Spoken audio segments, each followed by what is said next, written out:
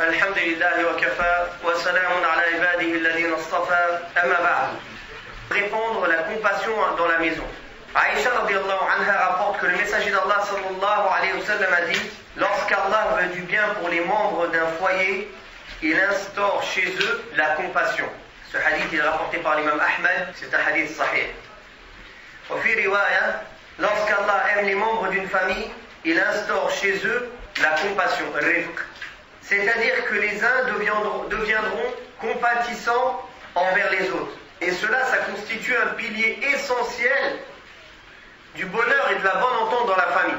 S'il n'y a pas de rifq, c'est que chacun demande ses droits. Non, ça c'est mon droit. Non, ça c'est mon droit. On dirait qu'on est comme des étrangers. Pas de compassion entre nous. On ne pardonne pas. Ce foyer-là, il ne peut pas tenir longtemps. Le prophète sallallahu alayhi wa sallam a dit: si Allah veut du bien aux gens d'un foyer, il rentre chez eux la compassion. Car la compassion, elle est très utile entre les conjoints et avec les enfants. Combien d'erreurs il se passe entre mari et femme? S'il n'y a pas de compassion, comment on va vivre? Combien les enfants font des erreurs? Des fois déçoivent les parents.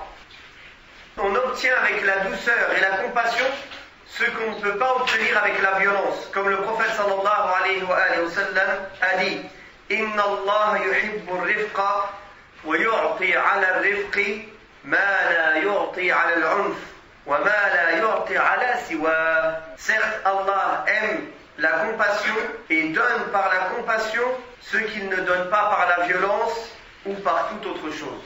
Et vous verrez, ikhwat al-iman, l'islam a toujours demandé d'atteindre ses objectifs ou d'avoir les choses par la manière la plus douce possible. Et que l'islam préconise l'utilisation de la force que quand il n'y a plus d'autres moyens à part ce moyen-là.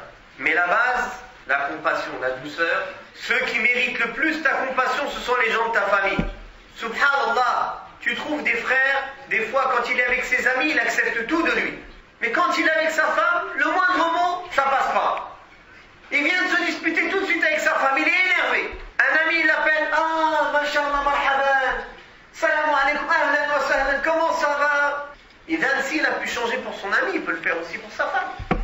Celle qui partage ta vie, elle est prioritaire. C'est elle qui mérite le plus cette compassion et cette douceur. Kadalik al-ukht, zawja, la femme, tu la vois avec le mari, là, tsaleh. Hada haqi, pourquoi t'es pas là? Pourquoi t'es parti? Pourquoi t'as tanné? Nanana. Quand elle est avec ses amis, machallah, elle accepte tout avec ses copines. Ukhtil karima, tu dois accepter de ton mari beaucoup plus que ce que tu acceptes de tes amis. Et ça fait partie de la compassion d'être au service de sa famille. Beaucoup d'hommes, ils s'abstiennent de faire les tâches domestiques à la maison complètement, parce qu'ils considèrent que ça, c'est des choses de femmes. Et il y en a même, ils croient que c'est rabaissant. Ils perdent de sa valeur. Alors regardez comme le prophète sallallahu alayhi wa sallam était dans sa maison. Comme Aïcha radiyallahu anha le rapporte, il recousait lui-même ses propres vêtements, alayhi salatu wassalam, ainsi que ses chaussures, il réparait ses chaussures. Et il faisait dans la maison ce que tout homme fait à la maison, alayhi salatu wassalam. Dans une autre version, Aïcha radiyallahu anha a dit: il était un homme comme les hommes, qui nettoyait son vêtement, qui trayait sa propre chair et se servait lui-même, alayhi salatu wassalam. Et une fois, quand elle fut questionnée sur ce que le prophète sallallahu alayhi wa sallam faisait à la maison, elle a dit: il était au service de sa famille. Et quand la prière se présentait, il sortait prier, alayhi salatu wassalam. Il faut savoir que si nous faisons la même chose que le prophète sallallahu alayhi wa sallam, nous aurons gagné les avantages suivants. Premièrement, nous aurons suivi l'exemple du prophète Muhammad sallallahu alayhi wa sallam. Et Allah Ta'ala a dit: lakum fi rasulillahi uswatun hasanatun liman kana yarju Allah wal yawm al-akhir wa dhakara Allah kathira. Deuxièmement, nous aurons aidé nos femmes dans leurs tâches ménagères. Bien sûr, on ne dit pas que c'est le devoir de l'homme. L'homme, bien sûr, il est responsable des tâches de l'extérieur. Mais ça n'empêche pas que l'homme l'aide quand il en a la capacité. Et le troisième avantage, ça nous apprend la modestie et à ne pas être orgueilleux.